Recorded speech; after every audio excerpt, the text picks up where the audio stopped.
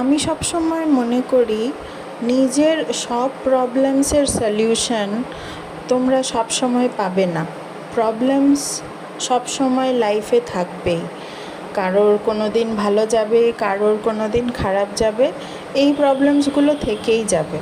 কিন্তু যেই প্রবলেমের সলিউশন তুমি পাচ্ছ সেটার ওপরে কাজ করাটাই বেটার।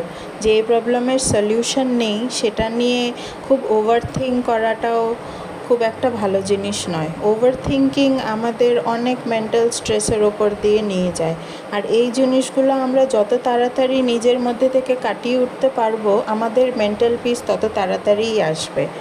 আর এই জন্যেই আমাদের নিজের ওপরে, নিজের থট প্রসেসের ওপরে কাজ করাটা খুব দরকার। আজকের ভিডিওটা এই পর্যন্তই, পরে আবার দেখা হচ্ছে। তোমাদের দিনটা কেমন গেল অবশ্যই জানাবে। Bye bye.